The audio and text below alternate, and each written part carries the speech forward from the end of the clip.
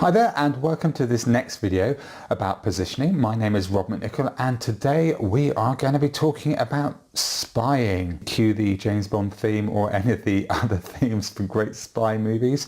So spying is a really important part about building your position and also competing with the person above you on the ladder. Remember in the previous video where we talked about the ladder and how you only want to compete against the person above you and below you, and the person below you we compete by not validating them in the marketplace. The person above we compete by looking at what they're doing, what their weaknesses are, and then positioning ourselves as opposite to those weaknesses, so satisfying the objections that the customers have about your competitor who is above you on the ladder.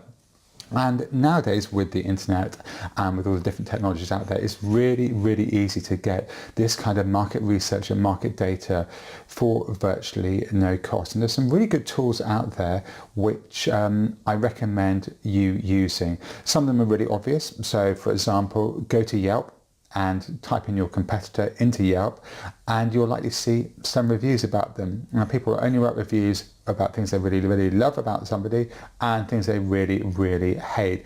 And you will find negative reviews, and look at those and look at what has actually been said.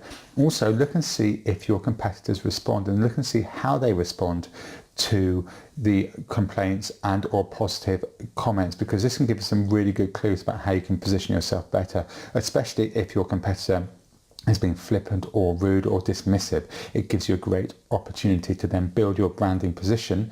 I use that word branding, but this is kind of about that. Just to shoot myself, I hate saying that word, but it's accurate in this sense. So from a positioning point of view, you want to have a look at what they're saying and get some ideas from that. You can also look at Google reviews, so type in your competitor and look for any reviews about them. There will be reviews on there. You'll also find that there'll probably be some mention of them in forums, especially if you're in a marketplace which is quite large and you're competing against quite a big person who's the next step up the rung of the ladder from you. So look at what people are saying, look at what their complaints and issues are, and look to see, position yourself as opposite to those.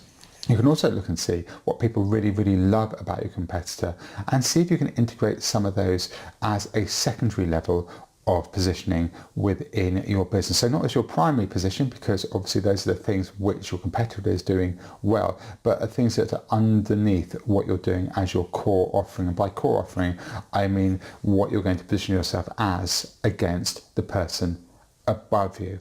And then what happens is that by positioning yourself against them, people will look at you and go, oh, wow, they're doing the things which other guys aren't doing. So that's really good. We like that. Oh, but also the things we like about the competitor, they also seem to do as well. So we'll definitely try them out. And you just need them to try you, and then you can hopefully use your other strategies and systems to turn them into a loyal, raving fan. Onto other sites, Google Alerts. Now, if you go to Google and type in Google Alerts, you can essentially set up alerts to alert you anytime your competitor is mentioned. You'll get an email popped into your inbox. Now, you should be doing this for the competitor above you and the one below you on the ladder. If you want to, as an industry as a whole, it's worth having an alert set up just to see if there are any trends emerging which people are talking about, which could give you an opportunity to jump on. But generally, just the person above you and below you in the ladder.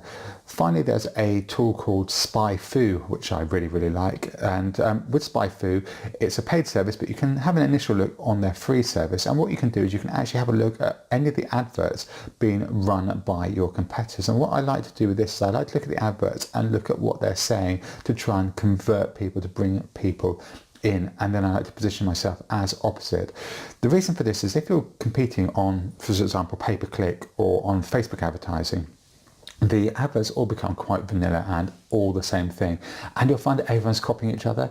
And while that can be a good thing, certain calls to action can work very, very well, you still want to try and stand out. So have a look and see if you can position yourself in your marketing as slightly opposite to what other people are doing, so your advert stands out and your business stands out. Now, the last caveat I want to give you on this is when you're doing this competitive research, don't pay attention to their Facebook page. With this, people, the Facebook page owner can control the comments and what's actually happening on there quite easily. So it's often not worth looking at that, because typically they'll get rid of negative comments. So please Don't use that as a basis for your market research. So now you've gathered all this market intelligence, how do you create your message? Well, in the next video, I will talk to you about how to create your message based on the information you found. So I'll see you in the next video.